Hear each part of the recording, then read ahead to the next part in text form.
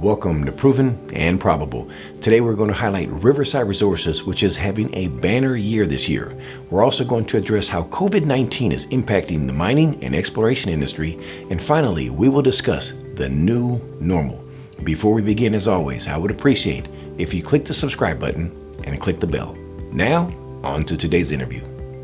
Joining us for a conversation is the CEO of Riverside Resources, Dr. John-Mark Staude. Welcome to the show, sir. Great to be on the show, Maurice. John-Mark, this looks to be a banner year for Riverside Resources, as you've just, it seems like successive interviews is just one win after another. And I'd like to begin today's discussion with the big feather in your cap, and that is the spin-out of Capitan Mining. Give us the details on that, sir. Yeah, with the new normal for us, being able to get Capitan Mining out is huge. The details are for every 4 shares of Riverside, you get 1 share of Capitan. And now Capitan going public at 20 cents. We have a $7 million market cap. Very good situation. We're very looking forward to the drilling and exploration that Capitan's going to do. And for us as Riverside shareholders, retaining a royalty, and also for us as shareholders, owning shares of Capitan is a real win for us. Speaking of the new normal, the big elephant in the room is COVID. And I wanted to find out from you, how is COVID impacting the property bank for Riverside and its partners? It's so amazing. I think one of the key things we didn't appreciate was the ability to operate locally. So many exploration companies and so much large corporations had done it through long distance travel, having a home base and then traveling to the countries where we work. For us, the new normal, being locally based, has helped Riverside. We have programs going with BHP where we're able to use people from the local community, our geologists from the local state, and our offices right in the middle. The other thing that's really impacted is our confidence already using technology. We'd already been using Skype and Zoom and these different tools before this happened, and we've been using shared technology as a business. And so for us, the impact has been positive. We have the guys on the ground and the ability to operate 4 major companies where they now can use us as their eyes and ears and boots on the ground. Expanding the narrative, how do you see mineral exploration and mining in general evolving and adapting as COVID appears to be the new normal? Yeah, I really find this is important. I think for us as an industry, first is we have to really work with local people. And secondly, we really have to appreciate the challenges with permitting now without people going to the offices and doing things remotely. So it's about relationships. I think the third thing for us is working with laboratories now. Now laboratories, we need to drop off the samples and really have confidence. I think the last thing is professionalism, really having those skilled people that know how to operate, because now as we work in communities, we have to do things very carefully. We have to make sure that we don't bring anything into the community that they don't want and that we leave a great legacy, nothing bad. So I think right now the mineral exploration is very important and it's vital to adapt to these new normals. And so we're doing it, but I really see this will be a big impact for us for the next 6 months, year or 2 years. Speaking of exploration and extraction, gold and silver are rising quickly during a global pandemic. Do you see production of the precious metals increasing to meet demand? And furthermore, can the demand be satisfied? I just went out and bought silver and it was all out. I couldn't even get the physical silver. And projects, it's so difficult now. So I don't know if we can meet the demand. I really find that silver and gold are going up. The demand is strong and it's very difficult. In our mining operations around the world, it's more difficult to get everything done. The flow of people and the flow of goods is out. So it's very hard. So we're finding a real pinch in the industry, a pinch in the business. And I think for us getting new projects as well, it's going to be difficult. So for those companies that have those skills, it'll go well, but it's very difficult. And I think we've underappreciated some of those challenges now in the market. Sorry for the interruption, folks, but I do want to remind you, everything we're covering today with Dr. John-Mark Staude, you can find in the description box below. And if you like our content, I would appreciate if you give us a thumbs up. Now, back to the interview.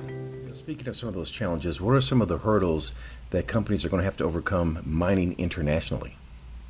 It's just incredible. We don't really appreciate that we have such a global business and global skill set. So one of the key things is a lot of our qualified people for the corporations are based maybe in a head office or a head country, and they can't get out to site. So if they can't get out to site, it's hard for them to qualify the projects. That's a big challenge. A second is the due diligence that people do in order to deploy their capital. People don't want to deploy their capital unless they've been out to site and seen the projects. And if they can't come out, it's very difficult. So it's hard to do that. I think the third for us that we've really found is that being able to do the work and get it back out, but to go back out in the field, if we have to spend time in quarantines before we can travel or when we travel back, is making for a lot of challenges for people to plan trips and be able to visit. So those things are really affecting, I think, the new normal and the future for mineral exploration under this COVID situation and COVID policies. As we approach 2021, do you see the precious metals leading the charge and then the base metals? I really do. It's so important, this precious metal boom that we're seeing right now in silver and gold. And I see it is leading the charge. I think the base metals also will follow. And it's so difficult right now with COVID to replace resources. It's so challenging in doing what we're doing. And so what we used to take as normal and easy is now much more difficult, getting all the input. So I see that, the precious metals leading and the base metals coming behind that very quickly. Both of those really coming on in 2021. Bringing it back to Riverside, how has Riverside positioned its shareholders for the new normal and to take advantage of the opportunity before us? We've been running with this. It's so amazing. Early in March, we immediately tried to start adapting. And so some of the things we've done is we've hired new local people that knew what to do, and we've trained them up on all of our COVID policies. We've also gotten approvals with the government, with the health agencies to meet all the COVID type of different requirements we need. We've also gotten vehicles and other things so we can do social distancing.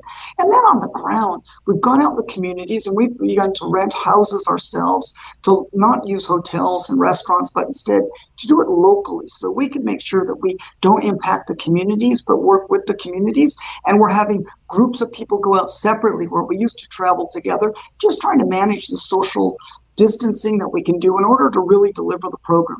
I think the last thing is we're trying to keep in great contact with our partners, such as BHP and Hochschild Mining, some of these groups that can't come out to site, and giving them video footage, giving them drone footage, and definitely lots of photographs showing them what we're doing in the field on a daily and weekly basis, keeping them up to date so they know how their capital is being deployed for us as shareholders of Riverside to get that upside. So we're in a great position for it. It's really been a good move for us.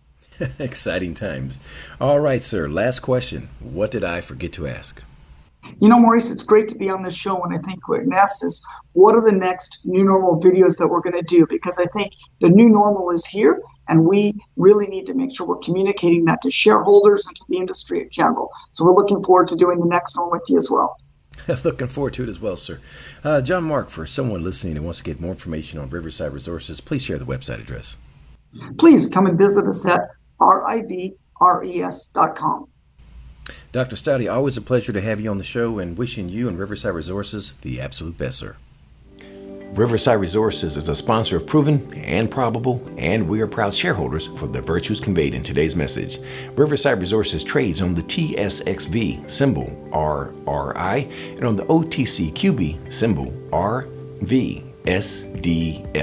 Before you make your next bullion purchase, make sure you call me. I'm a licensed representative for Miles Franklin Precious Metals Investments, where we have several options to expand your precious metals portfolio, from physical delivery of gold, silver, platinum, palladium, and rhodium to offshore depositories and precious metal IRAs. Give me a call at 855-505-1900, or you may email maurice@milesfranklin.com.